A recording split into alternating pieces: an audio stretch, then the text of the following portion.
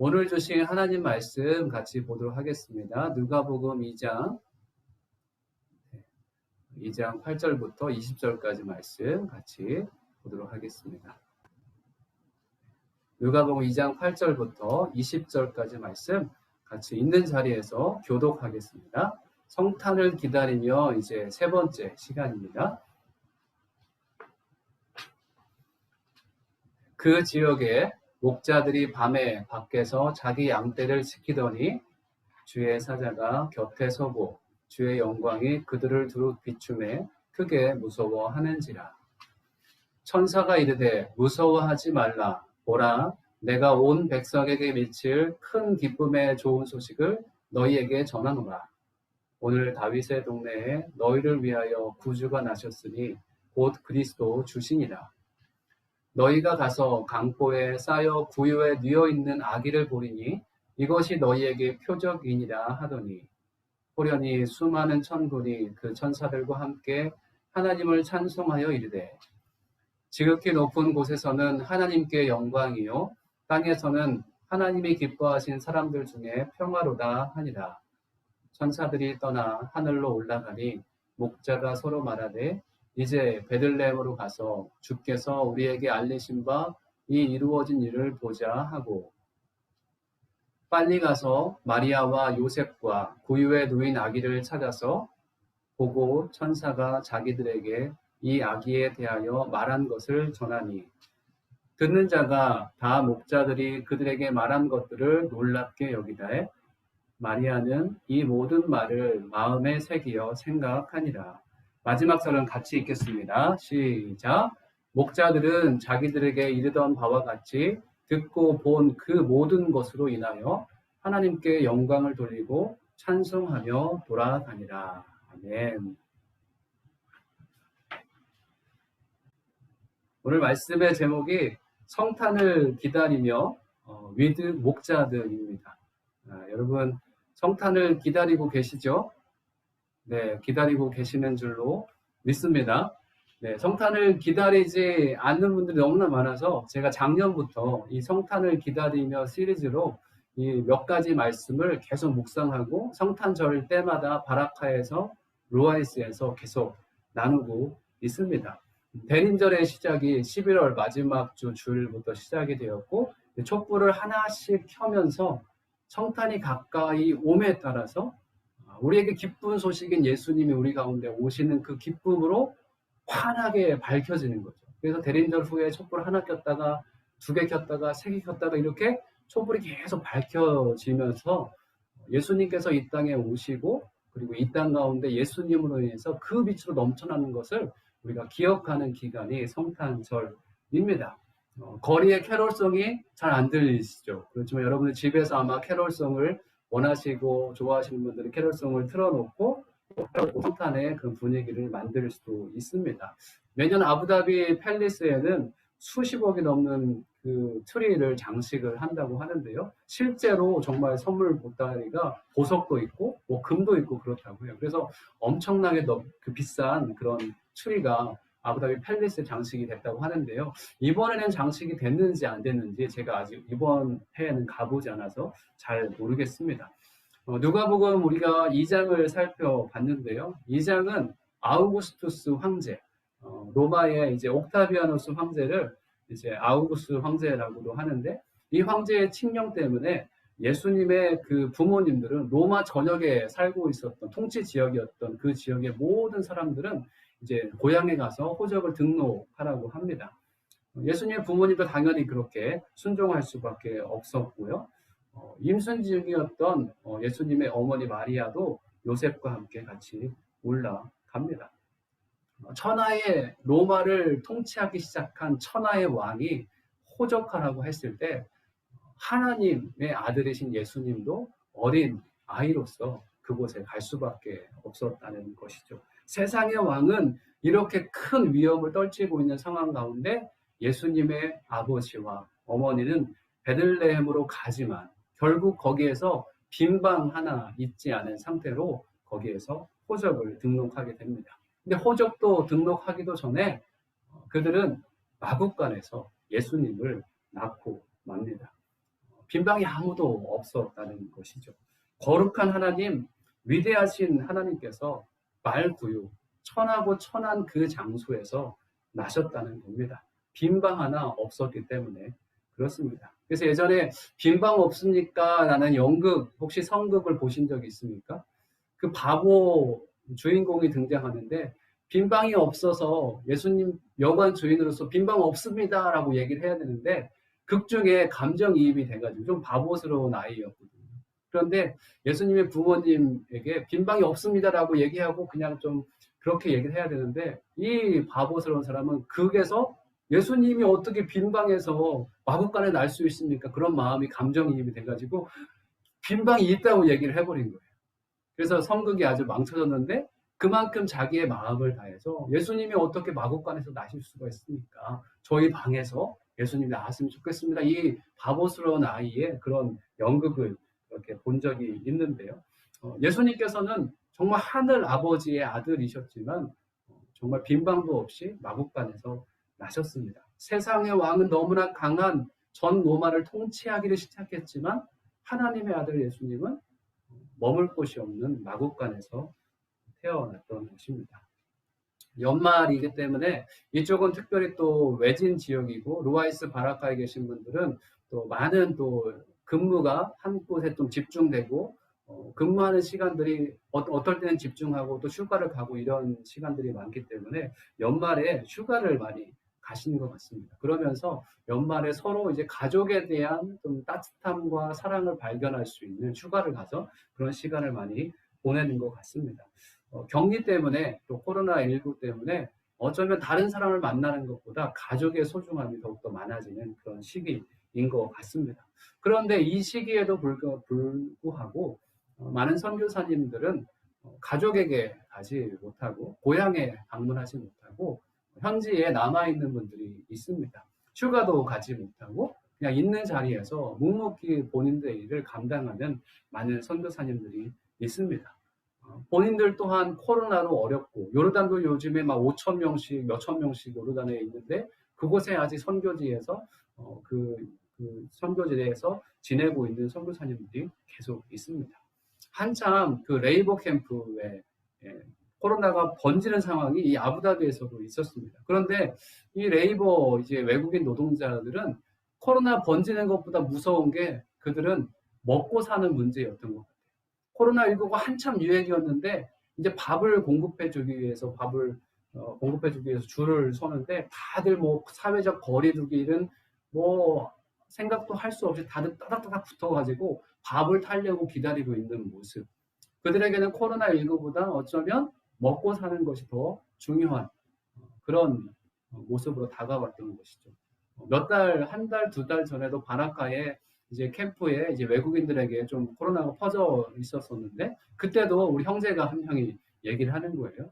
바라카에 있으니까 먹는 것이 처음에는 끊겨가지고 잘 공급이 되지 않았대요. 그래서 물 조금, 뭐 빵 한 조각, 사과 하나가 한 끼 식사였던 거예요. 근데 제대로 못 먹고 있는데 그리고 4명씩 생활하고 있고 그런데 격리돼서 아부다비 무사파 지역에서 격리되어서 있으니까 거기는 방에 화장실도 있고 2명이 생활하고 먹는 것도 제때 잘 나오니까 자기는 코로나 음성으로 또 코로나 양성으로 그곳에 가서 격리된 게 괜찮아요 라고 얘기를 하시는 거예요. 코로나19보다 어쩌면 누군가에게는 먹고 사는 문제가 정말 어렵고 힘들었던 그런 모습들이 있었습니다. 그래서 코로나19를 통해서 더 많이 확인할 수 있었는데요. 제가 어제 루아이스 남성분, 여성분 카톡방에 영상을 올려드렸습니다. 왜냐하면 선교사님의 영상이기 때문에 전체 이 방송에 나오면 안 될 것 같아서 여러분들에게 개인적으로 공유를 해드렸는데요. 레바논에 시리아 난민들이 많이 찾아왔습니다. 그리고 지금 최근 한 달 정도 전에는 감자철이었다고 해요. 근데 감자철이었는데 모든 아이들이 학교는 안 가는데 학교는 이제 셧다운을 시킨 거예요. 근데 이 아이들을 일하느라고 다 노동에 몰리고 그래서 트럭 뒤에서 수많은 시리아 난민 아이들이 일하고 오는 거예요. 그 일하고 오는 그런 장면을 선교사님 찍으면서 안타까운 마음으로 보내주셨는데 하루에 그렇게 일해가지고 일부를 번다고 합니다. 그리고 이 코로나로 어려운 시기, 성탄절이 다가오는 이 시기에 같이 사역하는 그 기관에서 우리 시리아 난민들 아이들과 함께 또 각각 가가호 찾아가서 성탄절 보따리, 꾸러미를 이렇게 전달해주는 그런 일도 했다고 합니다. 왜 레바논에 계시는 그 선교사님이 그곳에 아직도 남아서 이 불편한 일을 누구도 가족이 그립고 또 정말 편한 곳으로 하고 싶지만 왜 그곳에 남아서 그 일들을 계속 감당하는 것일까요? 왜냐하면 오늘 말씀의 핵심이 있기 때문에 그렇습니다. 소외된 사람들에게 예수 그리스도를 전해야 하기 때문에 그들이 그곳에 남아 있는 것입니다.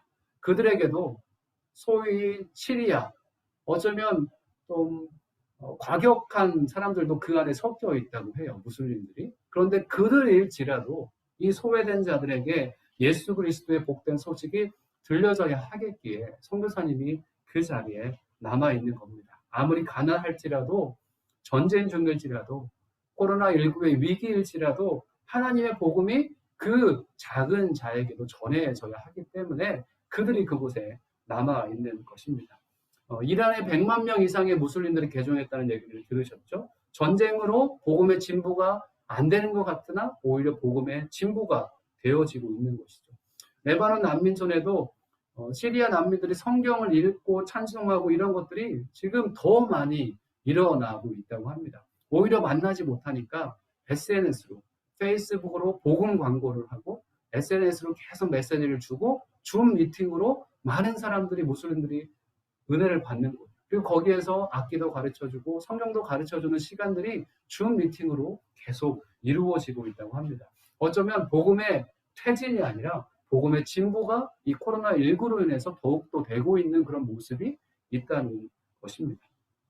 하나님의 복음이 미천한 자들, 가난한 자들, 천한 신분에 있는 자들에게까지 전해져야 하겠기에 하나님은 이 어려운 시기에도 하나님의 사람들을 보내서 그들에게 복음이 전해지게 하는 것입니다. 오늘 본문에도 아주 미천한 자들에게 예수 그리스도의 복음의 소식이 전달됩니다. 그들이 누구냐면 바로 목자들입니다. 천한 신분이었던 목자들에게 오늘 본문이 집중하고 있어요. 예수님의 탄생에 대해서 마국간에서 태어났고 천한 목자들에게 나타났고 마리아에게 나타나는 이런 사건들을 봤을 때 하나님은 이 기쁜 소식을 어쩌면 소외된 자, 어쩌면 부족한 자들에게 먼저 전하기를 원했다는 것이 하나님의 뜻인 것 같습니다. 예수님께서는 의인을 위해서 이 땅 가운데 오신 것이 아니죠. 죄인들을 위해서, 병든 자를 위해서 이 땅 가운데 오셨다라고 말씀하고 있습니다. 8절 말씀인데요. 그 지경에 목자들이 밖에서 밤에 자기 양떼를 지키더니. 제가 이재철 목사님을 굉장히 좋아하는데 목사님 설명할 때 이 헬라어 이두라는 단어를 자주 설명을 하십니다. 그 뜻이 무엇이냐면 보라라는 뜻입니다. 이 보라라는 뜻은 주목하십시오 이런 뜻이에요. 그래서 주목하십시오라고 성경에서 얘기해놓고 그 다음 이야기를 시작하는 건데요. 주목하십시오. 그 지경에 주목하십시오. 목자들이 밖에서 밤에 자기 양떼를 지키더니. 이게 무슨 말이냐면 목자들에 대해서 얘기를 하고 있는데요. 우리말 성경에서는 한편 목자들은 바로 그 지역 들판에서 살며 목자들이 어디에 살았다고요? 목자들이 들판에서 살며 밤에 양떼를 지키고 있었습니다. 목자들의 집은 어디입니까? 집이 없어요. 그냥 양떼와 뒹구는 삶이 목자들의 삶이었던 것이죠. 그 들판에서 살고 있는 그들에게 예수 그리스도의 빛이 비쳤다는 것입니다. 목자들은 들판에서 잠을 잤고 그 밤에 다 잠든 시간에 깨어서 이 양들을 지켜야 했습니다. 그들과 뒹구는 삶이었고 어쩌면 보통 사람들과 다른 삶, 비천한 삶을 살아가는 자들이 목자들이 아닐까 생각할 수 있습니다. 중동의 한 밤, 여러분 집이 에어컨 때문에 추우시죠? 그런데 중동의 한 밤도 정말 춥다고 합니다. 요르단의 이스라엘의 한밤이 정말 춥다고 합니다. 그리고 얼음이 얼 정도고 한번 요르단에서 잠을 잡은 적이 있는데 히터를 켜도 전기 공급도 별로 안 됐어요. 근데 저는 히터를 켰지만 전기 공급 잘 안 돼서 꺼지기도 그랬는데도 불구하고 전기장판을 했는데도 불구하고 추웠거든요. 그런데 이 당시에 들판에서 잠을 자고 있었던 목자들은 밤에 겨울밤에 얼마나 추웠겠습니까? 한밤에 사나운 맹수들이 그들에게 찾아올 수도 있었을 것입니다. 초라한 그들의 인생 가운데 불편한 삶을 살고 있는 가운데 무언가 특별한 존재가 그들 가운데 나타나게 되는 것이죠. 9절 말씀인데요. 주의 천사가 그들 앞에 나타나 주의 영광이 그들을 환하게 둘러 비추니 그들은 너무나 두려웠습니다. 목자들은 양떼를 공격하는 무서운 늑대들, 그 늑대들이 어둠을 튼다 분명히 공격을 했겠죠. 그런데도 불구하고 그 늑대들의 두려움은 항상 겪는 일이었을 것입니다. 그런데 어두운 밤, 한밤에 그들의 모습을 비추는 유일한 빛은 해와 달뿐이었는데 그들의 어둠 가운데 새로운 빛이 등장하는 거예요. 그 빛이 등장해서 주의 천사로서 그들 가운데 나타나게 됩니다. 흰 옷을 입은 천사, 처음 보는 빛입니다. 정말 사막 가운데 어두울 때 별들이 정말 빛나 보이고 그리고 달빛이 빛나 보여서 사막에 서 있는 것 같지만 환할 때가 있잖아요. 근데 그것보다 훨씬 더 환하게 주의 천사가 빛으로 이 목자들에게 임한 것입니다. 목자들은 충격에 휩싸였습니다. 맹수들이 와도 잘 놀라지 않는 그들인데 이 환한 빛에 예상치 못한 빛에 큰 놀라움과 두려움이 그들을 휩쌌습니다. 두려움으로 공포심으로 당황스러운 건지 이해할 수 없는 감정이 목자들의 마음 가운데 있는 그런 순간이었다는 것이죠. 목자들을 찾아오신 주님, 아무도 찾아가지 않는 그 목자들을 찾아가신 주님은 오늘도 소외된 자, 아무도 찾아가지 않는 그들에게 예수님은 찾아가십니다. 그리고 이 성탄절에 놀라운 주님의 빛이 어디에 임하는가? 낮은 자리에 있는 그들에게 생명의 빛을 비춰주시는 주님의 빛이 임할 수 있는 것입니다. 성탄을 기다리는 이 대림절의 기간에 여러분 예수님을 얼마나 기다리고 계십니까? 이 목자들처럼 천사들이 빛을 통해서 임하는 놀라운 일들이 있으시길 주의 이름으로 축복합니다. 그리고 우리에게 임한 예수 그리스도의 빛이 우리를 통해서 우리가 지금 맞춤 전도 집회를 위해서 기도하고 있고 이제 오늘 아까 10시에 기도를 또 전체 모여서 기도를 했거든요. 그리고 이제 전도 대상자를 위해서 기도하고 그들에게 유튜브 링크를 전달해 줄 거예요. 그런데 이제 새롭게 예수 믿는 자들, 그 예수님의 구원받을 영혼들에게 예수 그리스도의 복된 소식이 온전히 전달되기를 주님의 이름으로 축복합니다. 그리고 여러분 그걸 위해서 계속 기도해 주셨으면 좋겠습니다. 10절 말씀과 11절 말씀 보겠습니다.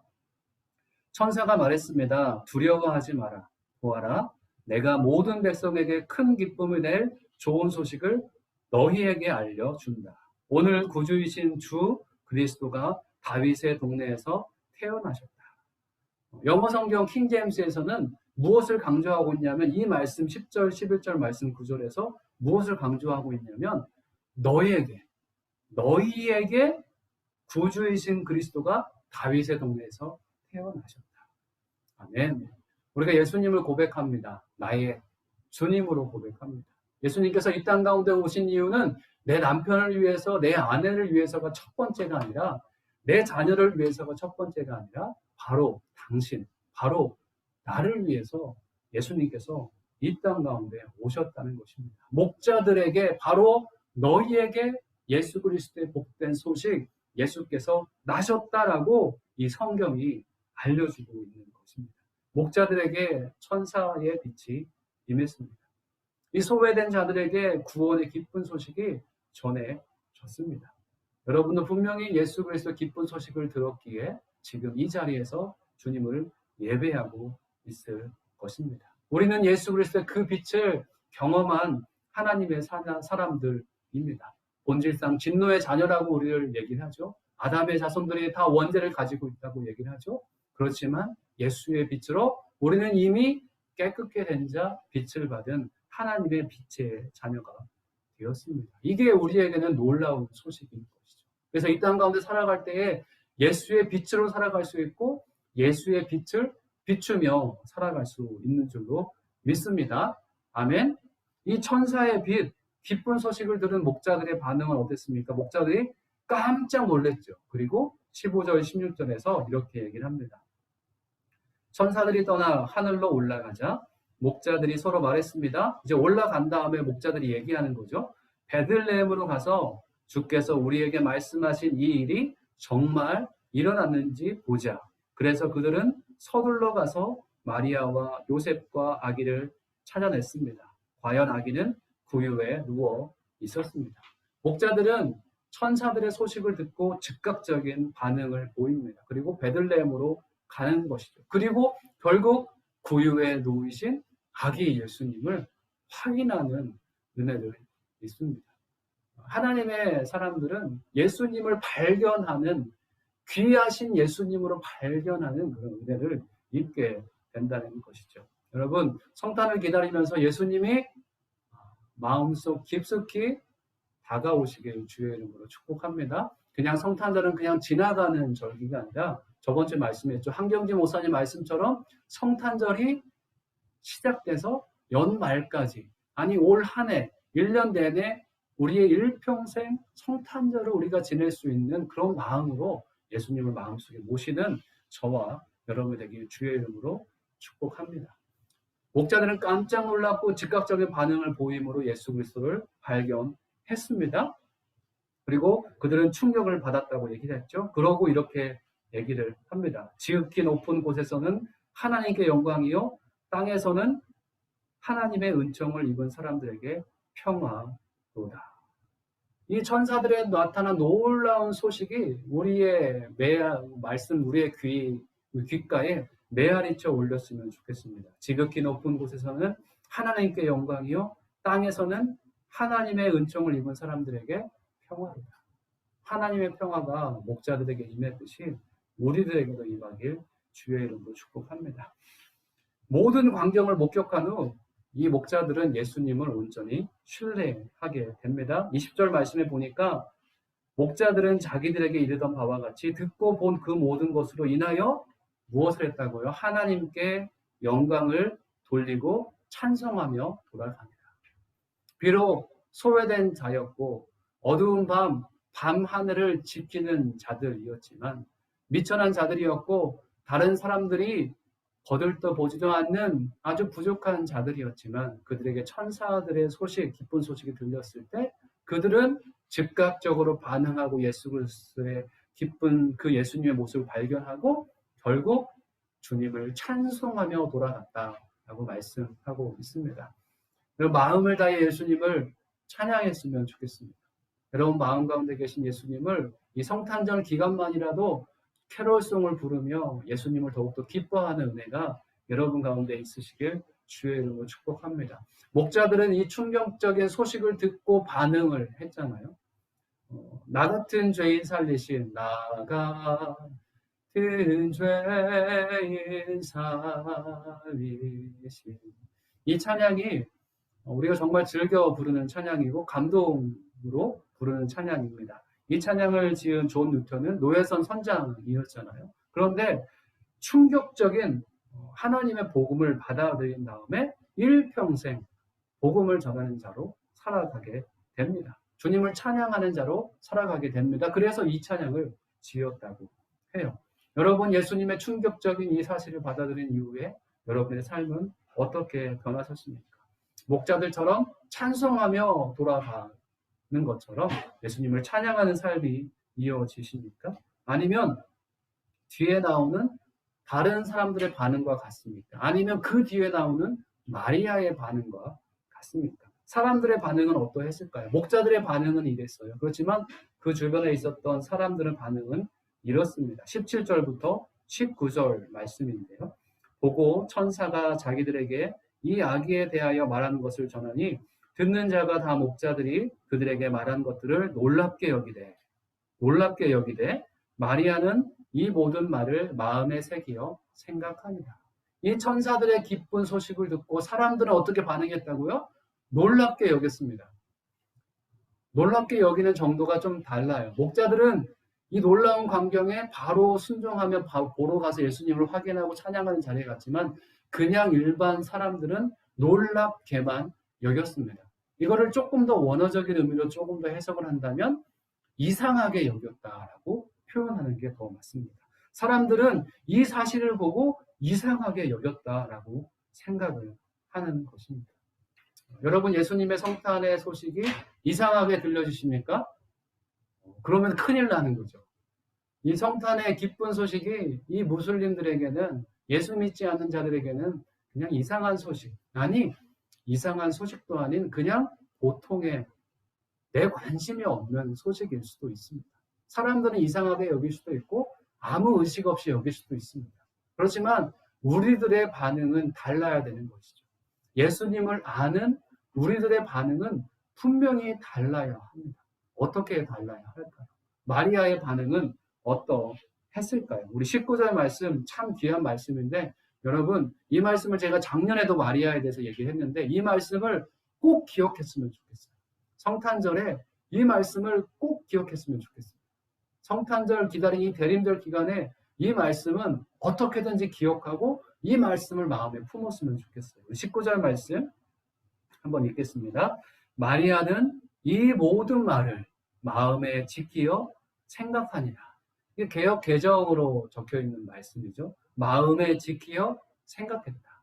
이것만 해도 참 귀해요. 마음에 지키는 거죠, 말씀을. 그리고 생각하는 거죠. 근데 우리말 성경에서는 조금 더 자세하게 표현해 놨어요. 그러나 마리아만은 다른 사람들은 다 이상해 여길지 모르겠지만 마리아가 어떻게 예수님께서 자기 몸에 잉태된 걸 안 사람이잖아요. 모든 걸 다 아는 사람이죠. 마리아만은 이 모든 일을 마음에 간직하고 곰곰이 새겼습니다. 이 모든 일을 누구만은요? 마리아만은 이거를 어찌할 수 없는 사실인 거죠.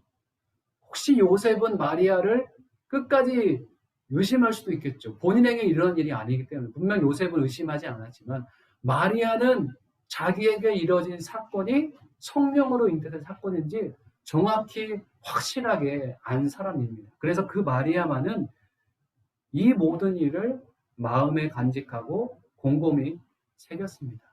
혹시 기억나십니까? 제가 이 말씀을 전한 적이 있어요. 마리아만은.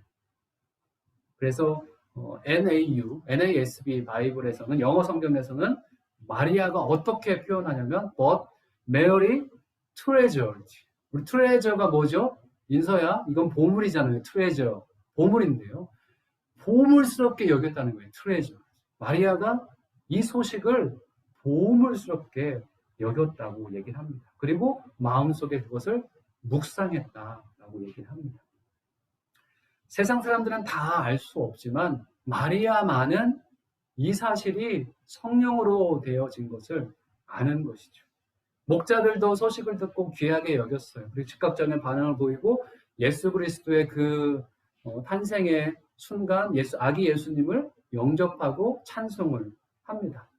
그리고 또 하나님의 사람 마리아, 하나님께서 예수님의 육신의 어머니로 택한 마리아는 이 사실을 누구보다 잘 알죠. 그리고 그것을 소중히 여겼습니다. 목자들이 찾아왔을 때 마리아가 소중히 여겼다는 그 상황을 봤을 때 마리아의 어떤 모습이 상상이 되십니까? 저는 마리아가 기도하는 모습, 마리아가 감사하는 모습, 나같이 천한 자에게 예수 그리스도의 하나님의 아들을 잉태하는 그 은혜를 나에게 주셨구나. 마리아가 주님의 감격 가운데 혹시 눈물 흘리며 잠잠히 있지는 않았을까요? 저는 마리아의 그런 모습이 상상이 됩니다. 여러분도 믿음의 눈이 열리셔서 마리아의 마음이 여러분의 마음이 되시길 주의 이름으로 축복합니다. 이 마리아가 소중히 여겼다라는 treasured라는 이 단어가 헬라어로는 쉰테레오예요. 너무나 중요한 단어이기 때문에 제가 한번 여러분 따라했으면 좋겠어요. 쉰테레오. 네, 헬라어를 우리가 공부할 필요는 없지만 쉰테레오라는 겁니다. 쉰이라는 거는 함께라는 그런 의미를 가지고 있는데 마음에 간직한 거예요. 근데 이 단어가 어디에 쓰였냐면 다른 성경에 쓰인 것을 보니까 이 단어가 더 은혜스러운 거예요. 마태복음 9장 17절 말씀인데요. 한번 나중에 찾아보시면 좋겠는데 제가 읽어드리겠습니다. 새 포도주를 낡은 가죽 부대에 넣지 아니하나니 그렇게 하면 부대가 터져 포도주가 쏟아지고 부대도 버리게 됩니다. 새 포도주는 새 부대에 넣어야 둘이 다 보존되느니라. 이 마음에 간직했다는 얘기가 보존된다라는 걸로 쓰였어요. 그런데 새 포도주는 이렇게 발효가 많이 되기 때문에 낡은 가죽 부대에 부으면 안 되고, 새 포도주는 어디에다 보존한다고요? 새 포도주는 새 부대에 보존은 해야, 넣어야 둘이 다 보존된다라고 말씀을 하는 것이죠. 새 부대가 새 포도주를 담을 수 있다는 것입니다. 사람들은 예수 그리스도의 기쁜 소식을 받아들일 만한 마음이 안 돼 있는 거죠. 어쩌면 새 부대가 되어지지 않은 거죠. 그렇지만 마리아는 예수님의 복된 소식, 성령으로 잉태된 그 소식을 받을 만한 마리아의 마음이 새 부대가 되어진 것이죠. 그리고 그 새 부대의 마음 가운데 예수님이 처음으로 잉태가 되어진 것이고, 그로 인해서 예수 믿는 자들에게, 예수 믿는 자들은 우리가 새 부대가 되었을 때 예수님을 마음속에 모실 수 있는 것입니다. 여러분, 마리아처럼 예수님의 이 기쁜 소식, 예수님을 소중하게 여기십니까? 여기시겠습니까? 하나님의 아들 예수님을 마리아처럼 마음속 깊이 간직할 수 있는 그 마음이 되시길 주의 이름으로 축복합니다. 그리고 그 마음은 바로 우리가 새 부대가 되는 거예요. 새 부대. 새 포도주를 담을 만한 새 부대. 성령이 마음껏 나를 통해서 역사하실 만한 성령의 사람으로 나 자신이 바꿔지는 겁니다. 새로운 사람이 되어서 기쁜 소식을 간직할 만한, 예수 그리스도의 놀라운 소식을 간직할 만한 그런 하나님의 사람이 되는 것입니다. 완전히 새로운 마음가짐을 하나님께서 우리에게 요구하십니다. 마리아처럼 그 은혜가 여러분 삶 가운데 있으시길 주의 이름으로 축복합니다. 세상은 이해할 수 없습니다.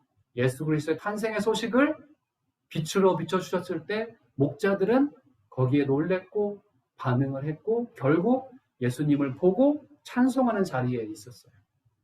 그런 찬송하는 자리에 있으시길 원하고 마리아처럼 새 부대가 되어서 예수 그리스도의 기쁜 소식을 마음속에 깊이 간직하는, 저는 이 마리아의 모습이 참으로 은혜스러워요. 여러분 있는 자리에서 예수님의 이 기쁜 성탄의 소식을 마음속 깊이 간직하고 소중히 여길 줄 아는 새 부대가 된 하나님의 사람들이 되시길 주의 이름으로 축복합니다. 여러분 보물을 품으면 여러분은 보물 상자가 되는 거예요. 그런데 온갖 악한 것들을 품으면 여러분들은 오물 상자가 되는 겁니다.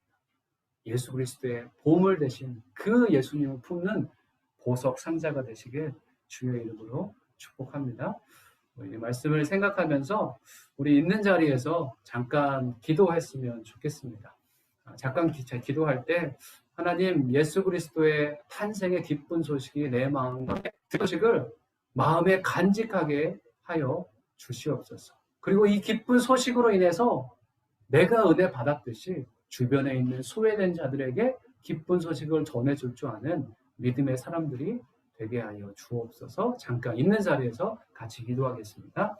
살아계신 아버지 하나님 감사합니다. 이 기쁜 소식을 우리에게 들려주시니 감사합니다. 하나님의 놀라운 소식으로 인해서 우리가 목자들처럼 기뻐 찬양하며 주님께 영광을 돌릴 수 있도록 인도하여 주옵소서. 하나님 마리아처럼 우리 마음 가운데 오신 예수님을 소중히 여기며 소중히 여기는 또 새 부대가 되게 해 주시고 마음껏 주님께서 나를 사용해 주실 만한 하나님의 그릇이 보석 상자가 될 수 있도록 아버지 인도하여 주옵소서. 하나님의 이 복된 소식이 주변에 있는 소외된 자들에게 전해지게 하여 주옵소서. 감사드리며 예수님의 이름으로 기도드렸습니다. 아멘.